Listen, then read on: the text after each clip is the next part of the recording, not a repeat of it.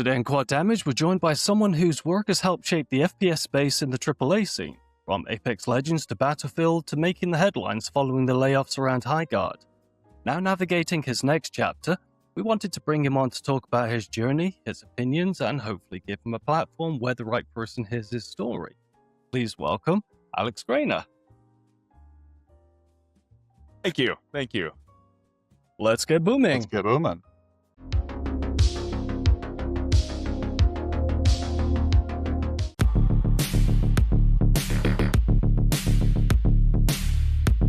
So, Alex, thank you very much for joining us. Short notice, I should say, actually. I only reached out a couple of days ago, really, and you were like, yeah, I'm available, so why don't we do it? So I appreciate you kind of stepping in at short notice to help us.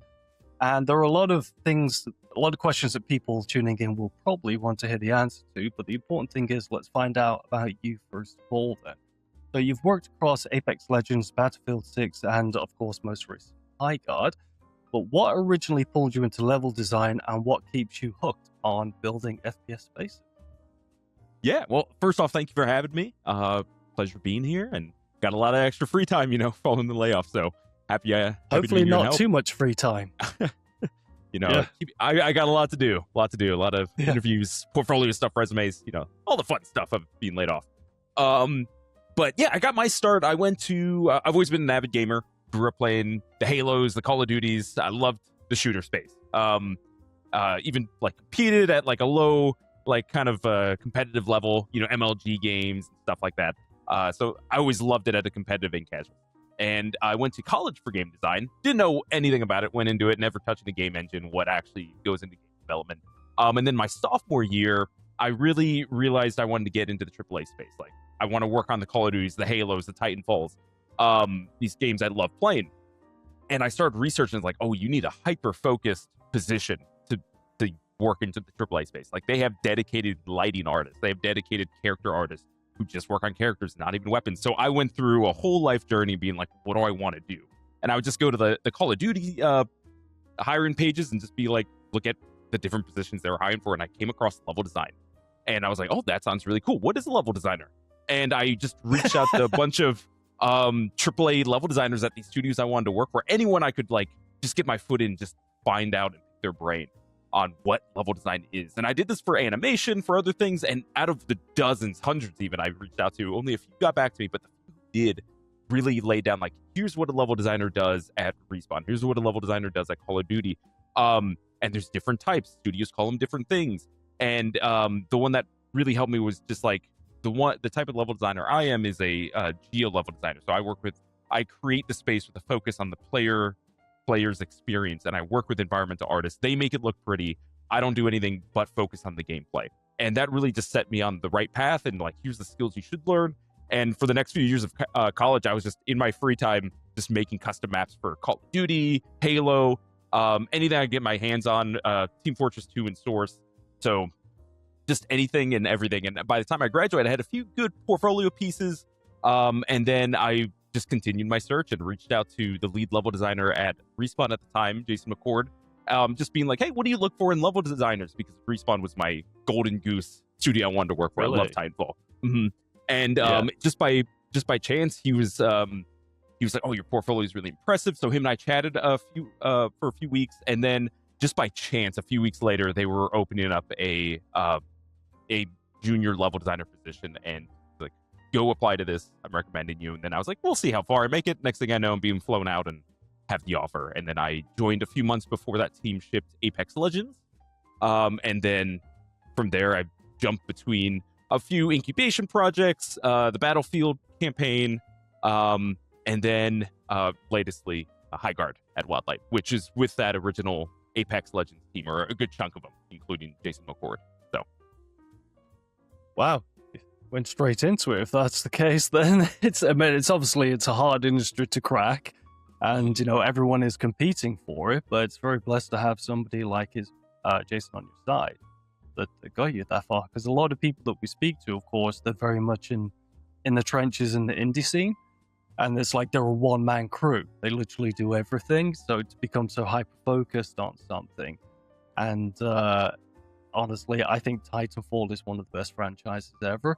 but I've never played the first one because it was multiplayer, and I wasn't really into multiplayer at the time. But Titanfall 2 is literally one of the games that got me into FPS games to begin with. So to hear someone that was like, hey, it went from that, and then I went and worked on their next project is just fantastic. But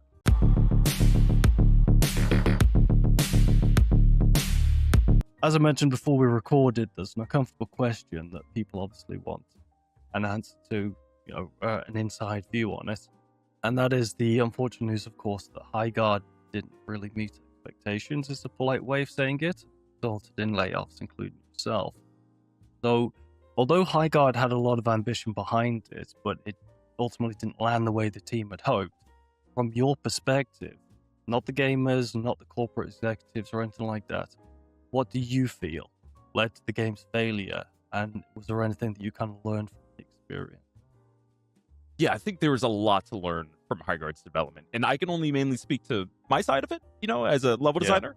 But when I joined, it was they were trying to figure out this new ambitious game, and this team always is pushing the boundaries. So you don't strive to create something that doesn't work out, but it happens, unfortunately. And throughout the development, we just really leaned into the competitive scene of it. And that was always one of my biggest fears as a player. Like, we'd playtest frequently, and as the mode constantly evolved, it changed a lot, even in the year and a half I was at Wildlight. And some of that studio, some of those people had been there for almost 4 years. So I can imagine all the different changes and pivots that this team went through, but it was all to chase this final vision that we hope players enjoy. I think Highguard's one issue, or biggest issue, what it came down to was just it leaned too far into the competitive scene. And that was always my biggest fear. When we decided to go full in on 3v3, 3v3 duos is always the sweatiest version of anything. Like battle royales, objective modes, wingman, you name it.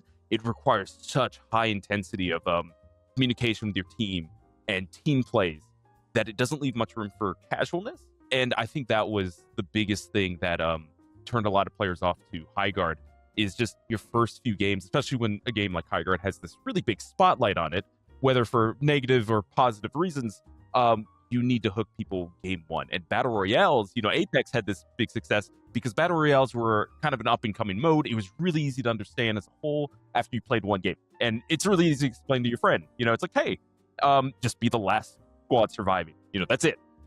Whereas Highguard has all these different rules and stages, like, oh, you want to loot, now we got to chase this objective, oh, we have to plant this objective, oh, it's overtime, it has all these rules, which I think works at a really high level. But when players are just first coming in, it's a lot to grasp and a lot to digest. And on top of all that, because it was 3v3, it's just like that kind of game just requires high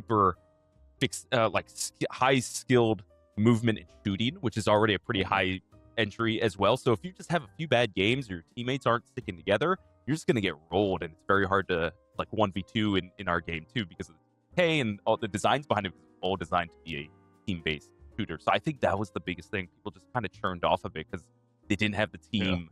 It wasn't sticky enough. But at a high level, if you're playing with teammates, obviously with comms preferably, that knew the mode, how to play, decent players, and you're playing an equally skilled team, and you had these awesome back and forth and strategies emerged, the game really shined. Unfortunately, because of that high entry level, a lot of people never got to that. Yeah. Do you think they pulled the plug too early? I mean, me personally, I would have loved to stay with this team as long as possible, see if we can turn it around. But if anything, I would have loved a longer runway, and ideally get to game 2 with this team. We learned a lot from Highguard and its release and its development, and I would have loved to see how this team comes together and be like, okay, this was a great learning experience. Let's stay together. Let's apply all these learnings and make game 2, whatever that would be. Because that team is extremely talented, and it would have been awesome to continue to work with them as we learned other and what we learned. Yeah. Now, Alex, you mentioned it was from your perspective, it was a little bit too a high skill ceiling. Maybe it was the ultimate nail in the coffin. But from perspective, because it was only 2 weeks that everybody, most people got laid off it was like, hey, this is kind of going topsy-turvy. Was it just player count, or like what was the metric that seemed that people just was like, it doesn't really matter why it is, it's not good enough for us type of thing? I honestly don't have the answer to that. The only thing I had the same amount of info as the public did. Like, we would watch team numbers, the headlines and stuff like that, and it was like, it's not doing well, but I hope we can stay together, as a team, and I'm really excited what we can do because we also had like a whole roadmap for Highguard, and it seems like they're still applying it. So hopefully we'll see what they can do. But like, they just released one of the bases that I worked on that was supposed to come out, so I'm happy it at least came out, and people are able to enjoy it. Yes. But I don't have any info into the behind the scenes. I was just a level designer, and it was just sad to see it not flourish. Well, I know. I can't imagine what the atmosphere in the office, like when the Game Awards trailer came out, and it was kind of, everyone was saying, "Oh, it's Concord 2.0," and they were basically judging it before they'd even had the opportunity to play it. The proof is in the pudding, of course, and that when you play it, it could be completely different to what your anticipation of what it was like. But what was the immediate reaction in the office after the Game Awards? Yeah, I mean, obviously not the release we would have hoped for, but we were just, we were excited just to get in people's hands, let the game speak for itself. So, obviously, I think people are going to be talking about Highguard and marketing and the game itself for many years to come. And it, like, hindsight's always 2020, and you can always like play the what if game, But for me, I was just really excited to have a game revealed at the VGAs. The hate's natural, but it is. That's the unfortunate thing. Yeah, when you put yourself out there. Is there an alternate world? I mean, the what if game, or I shouldn't say to imagine another world that doesn't exist, but is it? Because I heard that how they always say that the slots at the VGAs cost X amount of dollars, $250,000, blah blah blah. And this may have been a rumor, but there was the rumor that like the last slot was just sort of chosen, like, let's just put it here. Like, there wasn't even like, hey, we're paying for this slot, and they just put you all there, and it kind of inadvertently caused this expectation of, this is the finale of the show, this had better be good type of thing. And if it's not, it gets really easy to get picked on. Is there any truth to that rumor? Because I thought that seemed like a very unfortunate thing to be thrown y'all's way, like an unnecessary pressure that, to be honest, didn't even ask for. I have no idea. That was not my realm. I was actually at the VGAs, and we didn't even know when we were just like, hey, our studio and our game's gonna be announced at some point during the show. I had no idea when. So I never went to the bathroom because I was like, oh, it could be this moment. Ended up waiting the whole show. So I mean, I didn't check the internet. I'm pretty passively, I'm a passive observer, but I was just living in the moment, and a lot of the team was there and celebrating, and people were like, don't look at the comments online. I was like, oh, is it bad? Can't be bad, right? And just unfortunate. That's a problem with being last, though, isn't it? The expectation is the best thing in the show, which is why it's been saved to last, and immediately you put pressure on whatever it is that's being revealed, that it needs to be exceptional. So there's always going to be a huge contingent of people that are going to be like, nah, fam, I don't like that, whatever, I'm not going to buy it. And we'll never actually give it the time of day and simply spread that negativity about it. Because like even Titanfall kind of had that a little bit, being at the end of the Xbox show that one year. It got really hyped up at first, and then it's like the excitement receded as soon as they realized, oh, there's only 6 maps or whatever it was. And then it was like the hype had this huge decline, which I still love the game to this date. That was one of the best surprises ever, but can't control what the masses think. So that was like the crappy consensus that a lot of people came to. That's interesting, because I know it was the E3 trailer for Titanfall, and I heard about Respawn, like, because I love the Infinity War team. So when I found out that was like the core of that group, that immediately had my attention. And honestly, I didn't really pay much attention to the online sentiment. I was like, that game looks awesome. No way it actually plays like that. And then, I would watch as it was coming up. I got an Xbox One just for that game. I was also an Xbox fan anyways at the time. So it was an easy day one for me. But yeah, no, that was, and then the gameplay was actually like the trailer, and I I don't know. I just ignored all the sentiment, so I just kind of formed my own opinion. Obviously, that's much harder these days. Everyone's chronically online. It's hard to escape those echo chambers. So yeah, it can be brutal, out there. Do you think, even though Titanfall, as just discussed, then kind of was brilliant, but in my opinion, it's really kind of the one everyone remembers is Titanfall 2. Mainly because of the story behind it. Of course, the EA basically put it out to die between two major releases, yet it was an exceptional piece of work. How do you... If they had announced Titanfall 3 instead of Highguard, do you think that things would have been different? Who knows? We don't even have the rights to it. That's an EA property. Yes, yeah. That is... I wasn't around for Titanfall, for Titanfall 2, wish I was, but for my sentiment, like this, this team wanted to do something new. They'd done 2 Titanfalls at that point, and then that's why it eventually pivoted to Apex Legends. Just the team wanted to do something different. They want to make games that excite them as players and kind of put their own twist on emerging genres. Yeah.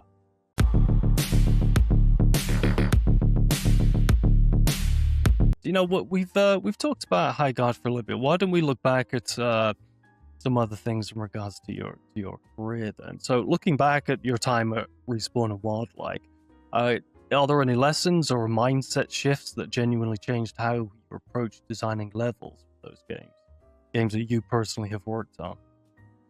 Yeah, I mean every project, every task. Really, I've learned and grown, and that's the name of the game for being a game developer. You're always learning. There's new tech to learn, new designs, new genres, new play styles. So, with everything, Apex was kind of my intro to the AAA space, and I was just thrown into the deep end, as I was told by my leads. Design for BRs, so much can happen. Players can be anywhere, so it's really you got to be just masterful in your design when it comes to layouts and intentions. And then even working on all my different projects, even incubation projects, and even Highguards, every project, every task, every team offers new challenges. So whether it's social challenges, working with different personalities, helping different style of leadership, there's always something to learn and grow from. So not just hard skills as in your ability to design environments or design games, but also your ability to be a better team member and elevate the team around you, and learning about yourself. I like this kind of management style. I really thrive when my leads do this, or I'm not so great. For me personally, I learned I'm not great when a lead micromanages. I much prefer when a lead gives me the creative freedom to explore and fail on my own. And if I'm really failing, taking too long, they'll step in and be like, okay, here's how I can help you. I'm going to throw you a little life raft. But they're going to let you drown. They're not going to let you. That really helped me.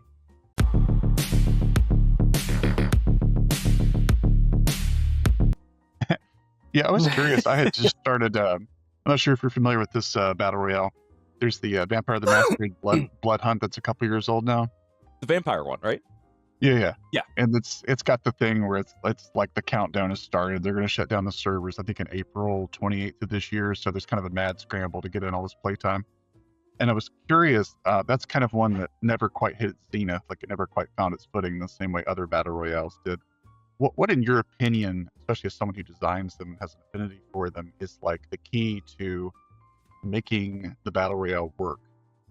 Do you have any examples that you've latched onto and been that's where I feel is when you're doing the thing, that's what I come to this genre for? Good question. I think it really relays heavily on your personal playstyle. So for me, because I'm gonna be honest, when I was even interviewing for Respawn for Apex Legends, the whole time they never mentioned Apex Legends. The whole time I thought I was interviewing for Titanfall 3. It was the industry's best kept secret. I only found out it was a battle royale after my end of day at the in-studio interviews. Literally the last interview step. They literally told me and let me play it. And at that time, I think Call of Duty's Battle Royale had just come out. And that was... so Battle Royale, I was pretty new to it, like the masses. Fortnite was my first introduction to it. Me and my friends played a lot of Fortnite because it was free and it was accessible. and I'm a hardcore FPS shooter. So I was like, if they made an FPS version of this, I could see that being my jam. So PUBG was there. That wasn't really FPS, but it had an FPS option. So after Fortnite, people started getting really good at building. I didn't like that part. I just like shooting people. Me and my friends bought PUBG, and it was like, okay, this is a little closer to our style, but it's got that jank to it, which is part of a charm. But this is a hardcore gamers. It feels like a mod almost. It's not quite polished. And then Call of Duty came out with theirs, and I'm like, okay, I'm starting to see the vision. Like, what's the next AAA FPS battle royale? Because that would appeal to me. And then when even in the earlier builds of Apex Legends, I was like, this is the polished FPS AAA battle royale polish that I'm looking for. And I think it just was the right game at the right time. The first one to really polish it and innovate on the genre in a way that other games hadn't at the time, like Respawn. Respawning your dead teammates in a match was something Apex pushed for. Pings, which every game has now. It was just like these small things added up to a really cohesive experience that appealed to a competitive scene, but was also really easy for the casual scene to get into because it was so polished and very simple of a premise. And it just felt good to move and shoot. And the more players you have, the more buckets of like skill levels you have too. So even if you're not that great, you can still be put into other people around your skill level. So you're not going against the crazy crackheads flying around, hopping around corners, and really mastering the game. So I think that also helped keep people in their own like perspectives. And I think battle royale as a genre, and I think that's why extraction shooters right now are kind of blowing up, is because it gives you this big open space and allows for player expression. It's like you don't have to do anything. The only thing pushing you in battle royales is the ring, and everything else is up to you. It's like, oh, the ring's pushing us. A team's up on this high ground that we want to take. Do we want to go attack them, or do we go over here? It's a little low ground. It's kind of scarier, but a team's over here. So, oh, they're being third party. Let's go push all that. So it's like on the fly, choosing. You're creating your own narratives in a really dynamic way, and it feels really good because you're killing other players. So you feel like you're actually achieving something. And then you see that in arc raiders and extraction shooters. Like you get the PvP with the PvE, but everything comes down to choice. Like shoot these PvE guys. They might attract enemies. They might hear it. They might come attack us. Like, oh, there's a team over there shooting. Do we go push that, or do we go over here and loot and then just be aware that someone could come up to us? So it's a lot of like real-time decision making. I think like those kind of genres offer that. And I think that's why a lot of people are drawn to it.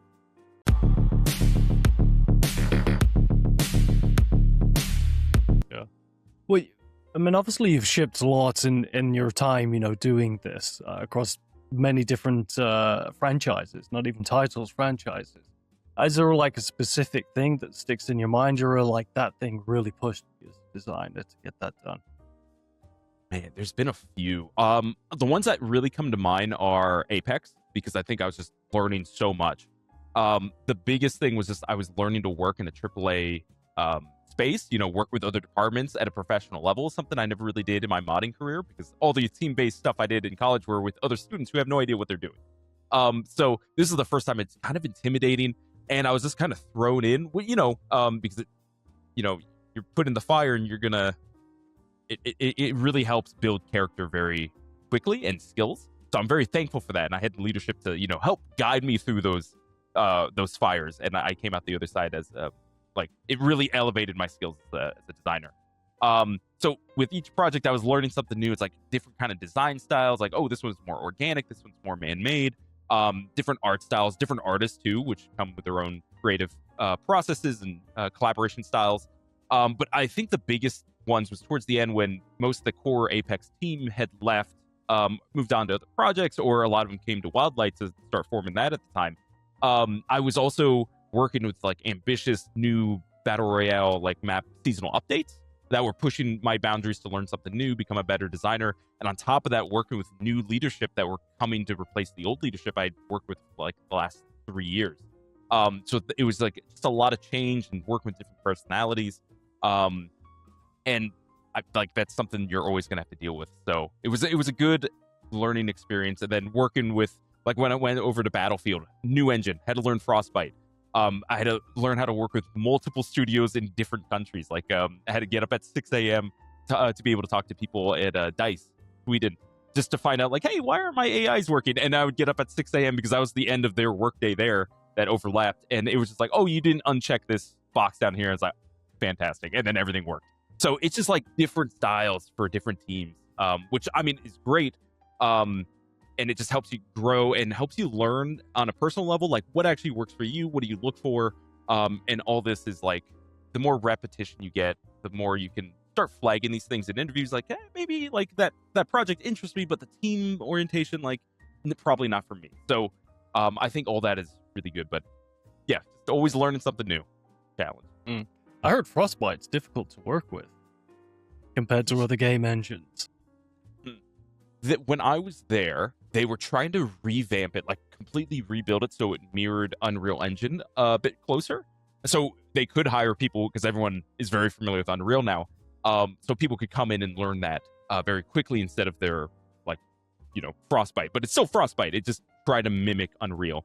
To success, it was very early. I remember for the first few months I was at Frostbite, the editor for like where you create the levels and the environments didn't work properly. So I couldn't create custom environments for a few months. I could only manipulate the terrain and just place pre-existing buildings or assets they had. So that was really limiting, but it was a good onboarding experience, I suppose. And then the way they script over there is very similar to Blueprints. So it's a visual scripting language, very similar to Unreal. I'm not sure what it was before that, but Frostbite, out of all the engines I've worked with, because I've worked a lot with Source, which is what Respawn used, a heavily modified version of Source. And obviously Source? shipping. Valve Yeah, Valve Source? Yep. Ah, okay. And then Highguard was made using Unreal 5. So I'm very familiar with those two engines. Frostbite is the one I had the least amount of time with, but was my least favorite, personally. Sure. Just a nerd question. What maps in Battlefield 6 did you work on? Any and all, or were there some specific ones that were like your handiwork? So Battlefield 6 is an interesting story because I was part of the original studio made to hone the single-player campaign, and it was called Ridgeline Games. And I was there for a year, and the team was there building out the campaign, building out the stories, and my biggest contribution was helping the team realize the New York mission. So like that was Ridgeline's like baby that they really wanted to push for. It's like, we want to bring New York to Battlefield. So I was, as one of the most experienced level designers there, I was actually in charge of their vertical slice, which was their like all the different departments throw in what they wanted to showcase and get the most reps on to prove to the studio and EA, like, hey, this is what the direction we want to go for our overall campaign. Here's just a vertical slice to test it. So the biggest thing was like open-ended mission environments, so like different objectives with critical and like optional ones, like kind of an open world space. And the players could do it in any order they wanted. And Art really wanted to explore urban destruction. So taking all these New York assets and buildings and like what is the destruction capacity look like for this kind of environment? But Narrative wanted to do a stealthy mission in New York. So it was like just this mix match of goals that kind of clashed with each other. And it all landed on me as the level designer who was pushing and building out this environment. So I had to gather all the leadership and heavily rewrite all this stuff. So even though none of my work actually shipped in Battlefield 6, I was still thanked in the credits, which is, nice, unexpected. But Nice. my work was heavily modified, like because like obviously I was rebuilding New York, but leads wanted different things, so it became less and less like an actual representation of Dumbo and more of a creative interpretation to make it work for our vertical slice and mission designs. So the final product is very different to what I was originally blocking out. Another designer totally took it and ran within their own direction, but it's based on a real location. So it's like, oh, they kept my little warehouse thing here, but like, it's heavily different, but also there was also kind of a warehouse area in that space to begin with. So it's kind of hard to judge. But yeah. New York was a big one. And then I was doing some of the other missions, I Gibraltar or something like that. But I was also working with leads and the narrative team heavily to just rewrite a lot of the missions just to make them more interesting,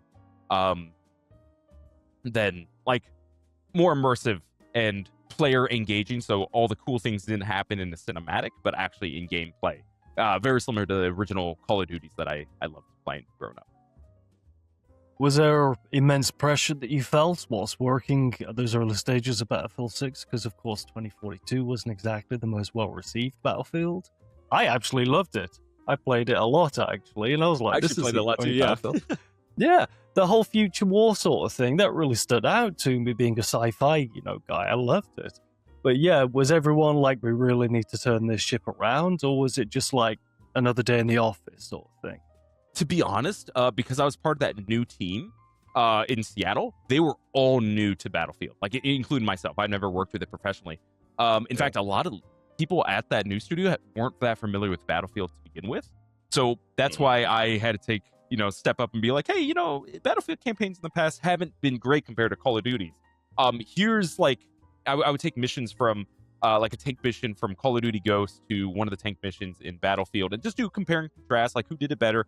Sometimes Battlefield did aspects better, sometimes COD did stuff better. So I was just trying to figure out like what are players looking for in an FPS campaign and learning from the team on Titanfall, like because Titanfall 2 is one of the best FPS campaigns in the last decade, in my opinion, like hands down. So I really wanted to apply that and create our own experience. So I think a lot of us just kind of blocked out that noise. Like DICE was handling the core experience for Battlefield 6. We had Ripple Effect, which was the LA-based one, and then us in Seattle, and then a bunch of other studios helping on this. So it just felt like a big collaborative effort, for better or for worse. So we weren't really getting drowned in the noise. We were just like, we're trying to make the next, best Battlefield, and we're going back to modern era, boots on the ground stuff. And I'm like, yeah, we could, like, this could be a really cool thing. So I was just trying to make the best project, not really looking back, but just trying to learn from previous titles.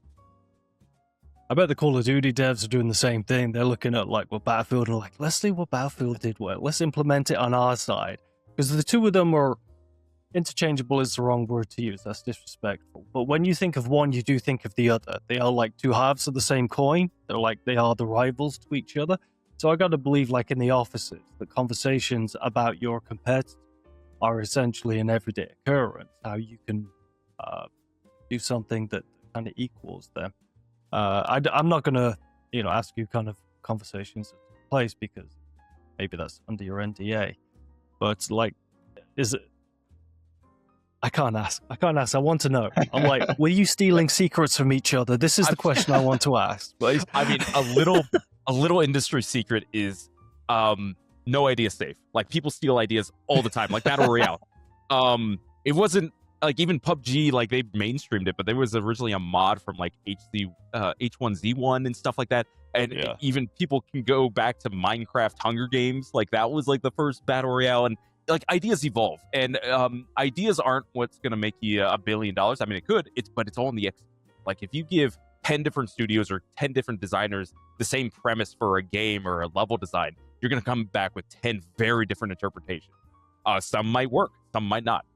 It's all about the execution of a vision and your interpretation of it. And I think the games, even on Apex Legends or other games I've worked on, we're looking at games not even in our competitive circle, like totally different games. And I think that's actually a really important skill to have as a designer. Like look at as many games as you can, even games that don't even interest you. There's something to learn that you can apply to something you're working on in the future. And just like new genres, like Highguard took a lot from like MMOs and like different genres, right? And just like, hey, what if we took this from this game and put it in here, and like it created a new kind of experience. But like idea stealing isn't uncommon, it's just like, hey, this game did this really well, how can we do it better? Or how can we learn, like this game had like there's a lot of games, I'm blanking on a specific example, but there's a lot of like games that weren't received well, but they did one feature really well, and people latch onto that and it's like, oh, let's take that and like refine it, make that the core experience. So yeah, people are always taking ideas and looking at other games that have failed, succeeded, and taking aspects of them and infusing their own. I was always curious if there was like an elevator or I'm sure there was, but what the elevator pitch for Highguard would have been, because it was really easy to be cynical and go, oh, it just looks like it has wall, building from Fortnite, or it feels a lot like Overwatch or something like that. But like from your side of things, what would like the elevator pitch be? Hey, it's this and this, and it's gonna like this is the mark you want to hit. Good question. I can only tell you about my elevator pitch I got when I was interviewing, and offered to join the team. But it was all about raids. It's like, hey, this is like the really cool thing from like Rust and like other like open-ended games. Like raiding bases is really cool. So we're gonna mainstream that and create this competitive FPS around that. And I was like, that sounds really cool and different. I haven't played too many games like this. So that was as far as I know. Everything else was just like, hey, this team is very open-ended as a design team. So as a level designer, I came in and was like, hey, we're trying to figure out what a good base looks like for our raid mode. And our raid mode changed significantly from the year and a half I was there to how it shipped. But it was just fun, just like exploring, and the team of level designers out there, or at Wildlife, was just like, everyone has their own unique perspective and personality. So you're going to get very different style of maps. And we just kind of took like, oh, this part works on this one. Oh, this one works. And then as the mode evolved, it's like, oh, this one might not work anymore. But this map or this base helped us realize like 3 generators was too much. So let's try 2 generators. So it was just like a learning process. You're kind of building it's like putting the horse before the cart, but the cart is being built as it's moving and the road's being paved. It's just a whole bunch of moving pieces. You just got to stay super agile and dynamic. But that was pretty much the elevator pitch I got, and I was like, I'm sold, and came in and just tried to help refine the mode and realize it. Nice.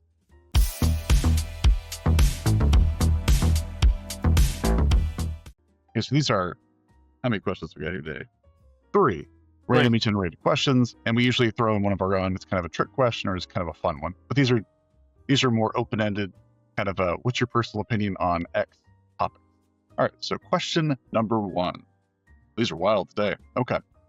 If you could replace every household pet in the world with one completely random animal, like capybaras, raccoons, or tiny giraffes, what would you pick and why? Can they be modified? Because if they could be modified, I would do baby elephants. But like, as long as they stay baby elephant size. Like, I love baby elephants are like the cutest things. They just grow into the size of houses. And from what I've seen, like they're smart creatures, but they're like little puppies, and they're just so adorable. And I would just love to just feed it things and have its little trunk grab onto things around the house. Like I don't know, I would love at a society where baby elephants are the go-to. I didn't realize I felt this way until now, but I think I'm there with you. They're adorable. Yeah, it's like you need something off the top shelf. Yeah. There's some video that's getting passed around a week ago where a guy was out in a field and the baby elephant runs at him and he jumps out of the way and the elephant just runs him down across the field. He's like, don't trick me like that, bro. I was coming to you in good faith. And he was just mad the whole time. All right, baby elephants, lock it in. All right, question number 2. If you had to eat one food for the rest of your life, but it could never look like the food it actually is, like pizza shaped as a donut or burger shaped like origami cranes, what would you pick? Oh, see, you had me in the first half because I've been asked that before, and the go-to answer is pizza. So much customization. I would still probably go with pizza. I'm just curious. Like, you gave an example, so I feel like that's a cop-out answer. But I'm just curious what else you can do with pizza. Like, I think like pizza in the shape of a baby elephant. That's a big pizza. I mean, honestly, that reminds me of Spaceballs, the Jabba the Hutt, Pizza the Hut character. And I think at the end or some point, there's a clip of his henchmen biting into him. And honestly, I'm like, that's got to be the most tasty pizza in the world. Like, I love deep dish pizza. I love the thick, like doughy, extra cheesy. So I'm like, yeah, baby elephant shaped pizza. I'm here for it. Oh yeah. Baby elephants carry the day, as they should for all the family. Alrighty, last but not least, slightly more serious one, but it'll probably end up being crazy. As a level designer, when you walk into a building in real life, do you start judging the sight lines and thinking, that'd be a terrible place to hold a checkpoint? Do you start judging them from a this isn't going to work? It's a space. Yep. This has no top mid. Literally everywhere I go. Even when I was modding for Call of Duty maps, like real life locations are my go-to spot. And all my friends will be taking pictures for Instagram or like cool, things they're actually supposed to be taking pictures of. And I'm over here taking a picture of like the ceilings. Oh, I really love the way that bends. Or like a down the stairs. I'm like, oh, this could be a really cool like line of sight, or you had a crate here or like a cover piece, and like could be a total awesome like domination point or a combat zone. So it's literally everywhere I go. And I mean, architecture is actually a really good skill to have as level designers. And just being able to like understand the core rules or a space, like the go-to that I keep hearing level designers suggest is theme parks, because it's just a way to funnel the masses in a coherent way. You get things off in the distance called weenies, or things that attract you from high up. So it's like a way to landmark and orient yourself and attract you to go to the different kingdoms at like Disney World and stuff like that. So all that's very, very, if you can pick up on all these subconscious designs of our world that encourage movement of a space or interpretation of a space or purpose, that's a really, really good skill to have that translates very nicely as a level designer gaming.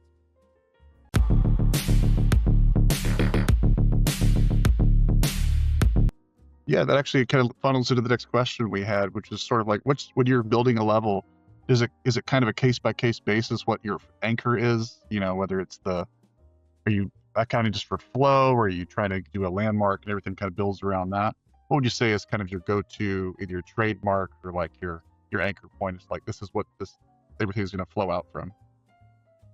I think it really depends on what I'm making, and just interpreting that space's purpose in the bigger picture. So in a battle royale map, if I'm making a POI, like a dedicated space players are supposed to land at that has a name above it, like we got to make sure that's attractive to land at, loot at, fight within, but also how does it look from the surrounding field? Like how close is it to the next POI or a point of interest?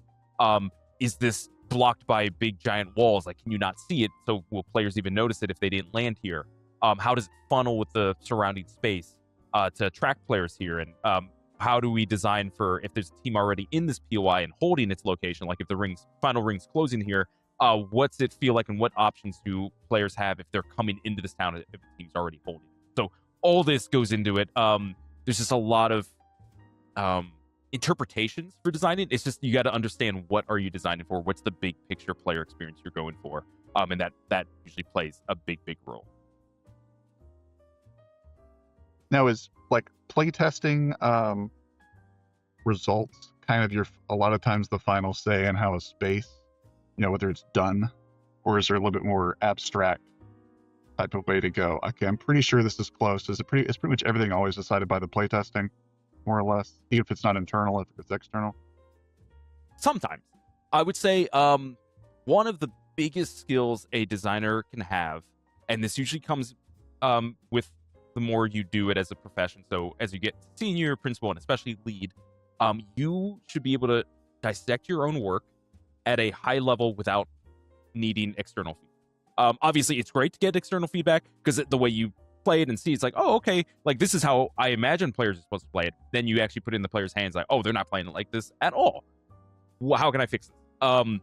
But there's a lot of times as a level designer, especially on bigger teams, and especially with the culture that I had at Apex and Wildlight, where even if you're not a designer, I want to hear your designer feedback, especially about maps. Yeah. Any kind of experience, like, I didn't like this. It's like, okay, well, and then I'll come ping you. It's like, oh, hey, why didn't you like this? Like, oh, I just kept dying, or I didn't know how to play it. And then we'll talk about it, because it's really tough to, for any multiplayer game, it's really tough to get honest feedback, because if you're dying a lot in a multiplayer game, they're probably not going to like the map. But that's where I'm like, I can kind of, and I learned a lot of this from my modding days, because I would just grab people from like the community, just random people. And a lot of times they would stay quiet. So I had to like pride of like, what'd you guys think? And like just start opening that conversation, be like, actually, I didn't really like this space because I kept dying, or just felt too open. I was like, okay, well, how were you playing it? Is it actually an issue with the space, or were you just not playing it the way you were intending? And sometimes like, it's just like you were running out in the open space that's intentionally open, but there's cover off to the side. So you're supposed to hug the wall, and you're supposed to only use this wide open field in the middle if you absolutely need to cross and beeline on a good position. Otherwise, you're going to get lit up. So it's like just learning what kind of players the people playtesting are, and realize like, oh, they'll learn it. Is this something they can learn and play better next time, or is there an actual problem with the map? So it's a lot of being able to filter the outside noise. Like, it's always super helpful, but when you're making a multiplayer game, even single player, but especially multiplayer, because it like you have to account for like, is it fun if you're in the power position, but also is it fun as the victim? Like, do you feel like you have options to get people out of these power positions? Are there options to win when you're playing off your back foot? Like that's the biggest thing I'm looking for, and it's actually really important. Like I see a lot. It's an important skill to have because it's not good to react to feedback immediately. And I know with the level design team on Apex and Wildlight, it was just like, especially when we have like a whole new map or a new base, it's like people are gonna say things. Let's not react too quickly to it. Like let it sit for a few play tests as people get their bearings, learn how to play it, and then we'll start adjusting as people learn. But it's like, oh, I didn't like this base, it's too open, and then the next few play tests, like, oh, I actually learned where the cover was. It's not that open anymore. So it's just like an ongoing experience. But honestly, when I play test, I'm really good at turning on my gamer brain and just like I'm still thinking like a designer, but I play like a gamer. Like I'm pretending I'm playing on live with my friends or solo experiencing. So I'm playing the maps like I would have actual player, and it's like I don't know where to go. I'm confused. Like just kind of making mental notes. So being able to play test your own map in the playtest is also really powerful to have. You actually ran into something that was percolating in my mind, and I was curious, since you have such a background in playing like the MLG circuit and everything, have you noticed any like loggerheads of designing for newer players versus being like an old head at like how the games that kind of set the tone for how that is, that maybe from a slightly different design mentality, maybe the last gens.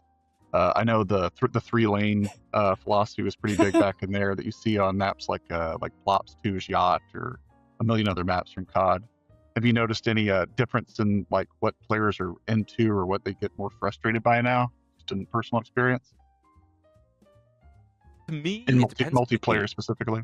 Okay. Yeah. I think it depends on the game. A great level designer or game designer can take the game they're designing for and understand how to make mechanics, or in this case, level designs that amplify and encourage the core mechanics of that game.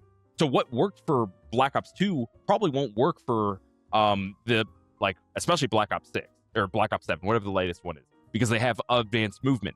Like you can wall jump, double jump. The maps for Black Ops 2 weren't designed for that. So you can remaster them, incorporating those new mechanics, but at the core, those were two very different experiences. Like even though it was both made by Treyarch, just two very different games. Like the time it takes sprint to cover in Black Ops 2, very different than Black Ops 7. You're faster in Black Ops 7. You're faster in newer games.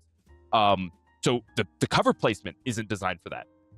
So it's really being able to break down, and this is like one of the most important skills you can have as a level designer, is just taking the game you're trying to make a map for and understand its core values and mechanics. Like I, in my modding days, I would make maps for Halo 5 at the time, and Black Ops 3. Both FPS games where you shoot people with guns, very different layouts and environments required. Like Black Ops 3, you could wall run, so it's very close to Titanfall. You need to account for that. Halo 5, even though it had some movement tech, it's still pretty grounded. And because it took longer to kill someone in Halo 5 than it did in Call of Duty, the environments need to be a little more open-ended arenas. Whereas Call of Duty, you can kill someone in like one shot to like 5, depending on what weapon you're using. So Call of Duty benefits more from closer range cover. It just depends on what kind of experience you're going for. And just being able to break down the game's like systems to make an environment that actually works for the game you're designing for.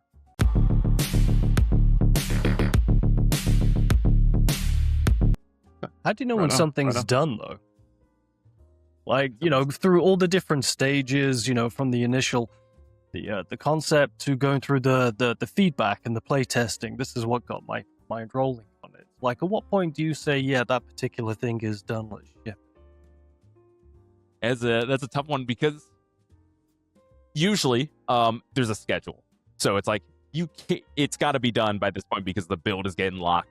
And you're just at one point, you're just like, the design's done because I can't make any more big changes because the art's got to finalize it. And if you change things when art's working on it, that's days of work gone. So they'll hate you if you do that. So we have very set schedules as a level designer in most of the experiences I've worked on, especially Apex and Wildlight. But even Battlefield, like we had schedules like, okay, here's our time to block out and like blue sky, like do whatever you want to do, and then we'll start playtesting as soon as it's ready. And then part of that block is also iterate, get feedback, change it, and adjust to make it the best possible version. But by this date, you need to hand it off to art. It needs to be design locked, is what we called it. So no more big changes. Obviously, things are going to change, especially when art comes on. They're really like, oh, can we turn this wall into something else? Or do you need this open? Or can we add some cover here to make it fit with the theme that they're going for a little better? So there's a lot of collaboration there, and things will change. You just got to stay agile. And then when art's done, they'll hand it back to you. And on Apex, we're very gameplay focused. So sometimes the artist would put too much props in like a corner I meant to have cover. So players can no longer take cover there. I'm like, I got to move all this stuff or delete it. Sometimes performance reasons, like there's too much props here and it's bogging down performance. I got to delete some of it, which I always felt bad doing because it looked really nice, but it was gameplay first, unfortunately. And as a level designer, you're kind of the director. Anything wrong with the level is on you to fix. But yeah, I think but honestly, I could keep going forever. Like you polish for months, and at some point I can imagine, stop. Yeah. And then I was actually doing this a lot on Highguard and the level designer team, because we're all good buds. They were like, they called it gold feet. It's like where you just want to the map's done and you just want to keep tinkering, or it's like you're starting to get cold feet of like when the map's gone gold and ready to ship. It's like, oh, this is bad. I should have done this, and this. They're like, just ship it. It's fine. Just apply it. Like there's always something to learn. Nothing's ever going to be perfect that you make. Just apply it to the next thing you make, and it's life's a journey about learning, right, and doing better. Well, I'm glad that you circled around to Highguard, because there's a question that we want to ask in regards to the layoffs.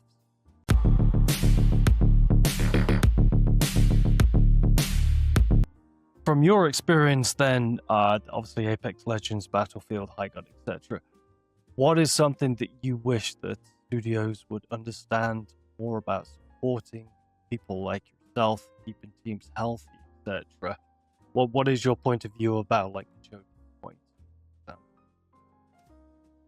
Yeah, so context for me, this is actually layoff number 4 for me. I've been laid off more than a few times. So wow. I'm kind of used to this rodeo. The industry's in a really not great spot. Actually in a terrible spot. So that's why I'm really feeling for people trying to get their first gig in the industry. But my philosophy as a designer, someone like in the creative trenches, so I don't know what goes on the boardrooms at the business end, but I really think a lot of game success come from teams that are allowed to, not necessarily fail together, but learn together and apply all those learnings to their next game and keep growing and keep growing. And when a game isn't lightning in the bottle right off the rip, everyone's so quick to pull fun and be like, and just write it off and be like, okay, liquidate the team. We're starting over. We're putting our funds into the next big project. But I think instead of doing that as a creative, what I would do is just like, okay, this wasn't lightning in the bottle. What can this team learn from it? Let's try to keep the core group together, anyone who wants to stay together, and they're going to learn from this, hopefully, and build each other up. And then game 2 is going to be better. Ideally, game 3 is the lightning in the bottle. That's usually how it's been for this team in the past, coming from like, they made like the first few Call of Duties, but like COD 4, MW2 was their big lightning in the bottle. Same thing at Respawn. Titanfall 1 and 2 did okay. Apex Legend was lightning in the bottle. So if you keep these teams together, they can grow and learn how to work and elevate each other and cover each other's like weaker spots as creatives. And this team coordination and collaboration can grow, because to me, it's more of the team more than anything. And the culture that team brings is what usually defines a successful project or not. But when teams aren't given the chance to learn from their failings and immediately just liquidated, you're splitting up teams that could learn together, and then you're putting them into new teams for the cycle to just continue and churn. Yeah. That's a great perspective, of course. Very different from the perspectives that our usual guests have, because as I mentioned before, they're kind of like one-man teams. So for them, it's like all the heads that they have to wear, and that, for some of them, it's like, how do we rent next month? That sort of thing. They have very different perspectives to someone like yourself. A guest like you isn't someone we usually have on. So I was very excited, about that sort of thing.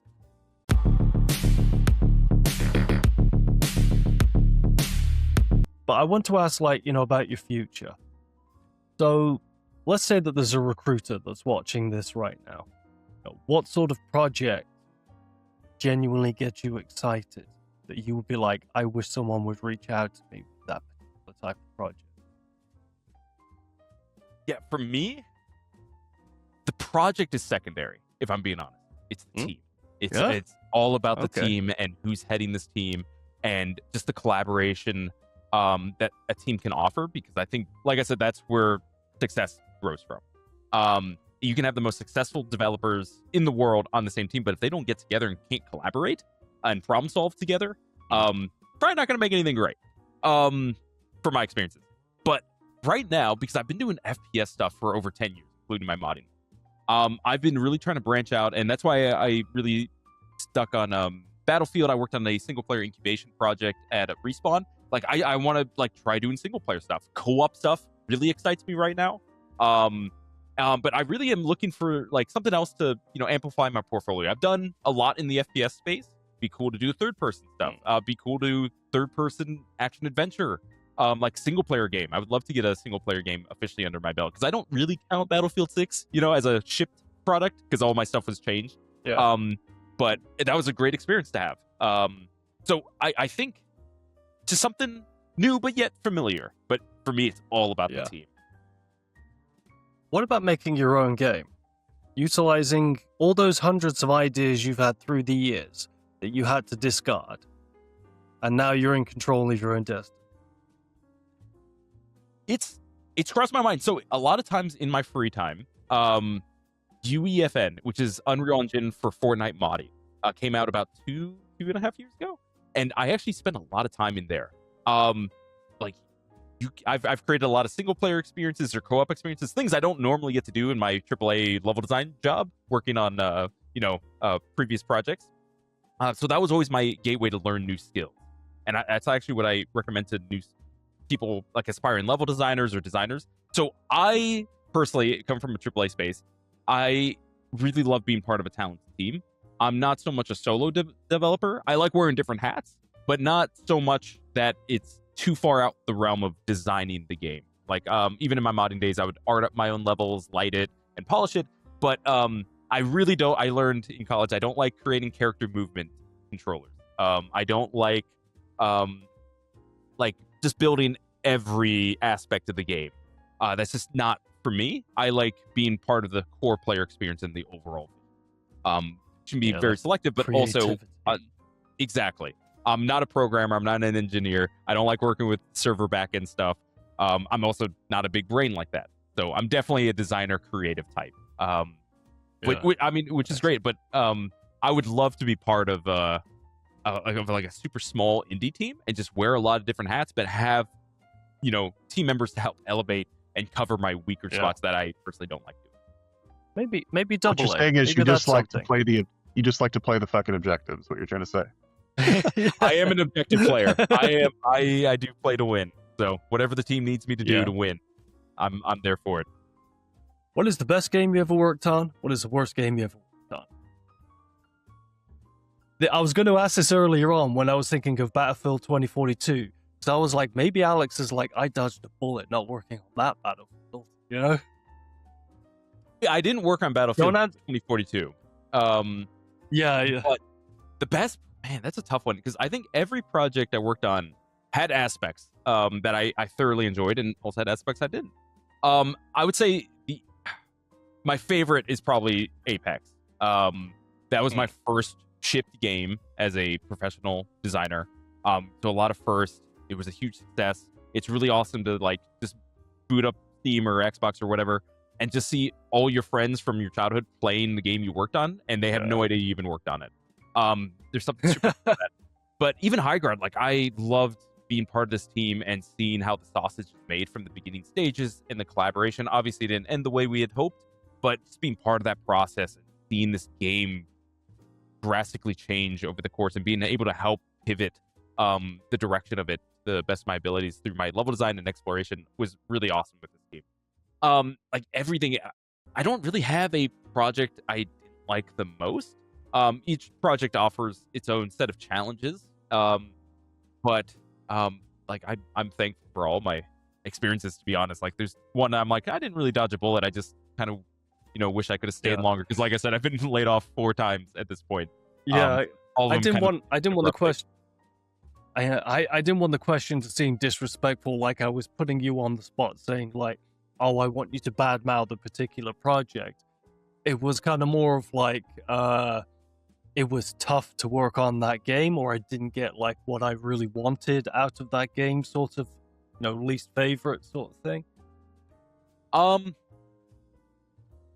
Because I think the one that was the toughest, but honestly built a lot of grit and really helped elevate my skills working with teams that I normally wasn't familiar with, or personalities I wasn't normally used to, was the Battlefield one. I think the biggest change, like just being thrown into cold water, was working with a bunch of different studios full of hundreds of people in different time zones. I think that was the biggest one, because usually it's like, oh, hey, here's our working hour. If I need something from an engineer, I'll go ping them. Here is like, which engineer do I ping about this, and when are they available? Oh, midnight? Oh, fantastic. So it was just like a bunch of different cultures, time zones, like something I was just totally different with. And also on top of that, new leadership that was also getting used to the EA kind of hierarchy, and because it was a totally new studio. So it was just a lot of learnings, but it was tough, but I'm definitely glad I went there, because it really helped build me up to more leadership roles. Yeah, just kind of piggybacking on the kind of like what's been the choke point a little bit. You mentioned longevity of the teams being something, and I was kind of curious because I noticed that like Halo Infinite, I heard some scuttlebutt from their guys that like a lot of the mercenary work was done, like a lot of contractors that would come in and just do like a couple weeks of work on an environment or something. So there wasn't that continuity and that great big like, hey, I know this guy is to be responsible for that, et cetera, et cetera.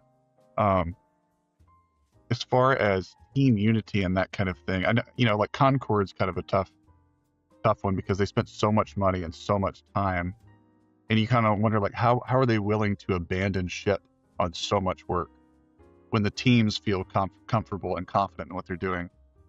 And I was curious, is it just a budget issue, do you think, or are they just a little too disconnected from the final product? Because I've never talked to a developer that's as cynical as the suits make it out to be, right?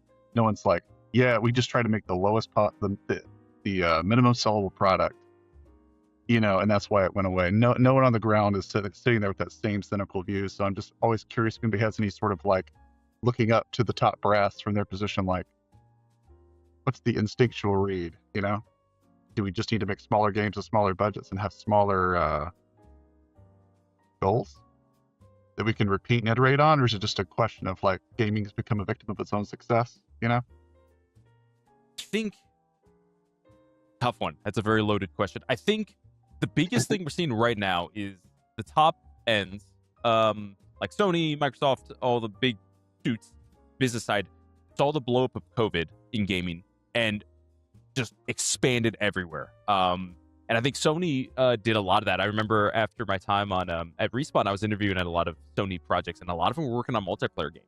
A lot of those projects and teams have been shut down without even ever, unfortunately. And I think it was just overscoping, being too ambitious with all these funds coming in because everyone was home playing video games during COVID. Yeah. That was a fluke. We are now back to normal times where things are ballooning, but I think game development is just so expensive, and at a AAA space, because you're spending over $100 million on these projects that could ultimately fail, suits are becoming less they want to become less risky. So it's like, oh, this game's been successful, let's not break it, let's keep releasing it. People are eventually going to get bored and move on to other things or stop buying it eventually. So I think for me, that's why I'm like looking at more smaller teams. I think that's why the team's important, of like sticking to your guns, having trust in your leadership to make the right calls, and not ballooning up until like you can support it, because layoffs are terrible. And you talked about contract work. I think a lot of places now, especially Microsoft, is trying to lean more into contract work for level design or any kind of work like that, which I think is fine. I'm personally not. I personally like to be a full-time employee, part of the team. Obviously, that's important to me. But as long as you have the right leadership and the right core team, and it's like, hey, we just need some help with some other levels. Let's just bring someone in real quick who we can coach up and has the experience, and then send them on their way or bring them back if we need them. Sure. I think that's fine, but you need the core team and the leadership there to properly coach them, otherwise, and guide them to make sure they're making stuff to the quality bar or like heading in the direction of the overall game. Like I said, you don't want to bring in someone who's supposed to be making a Halo map and they make a Call of Duty map and it just doesn't play well.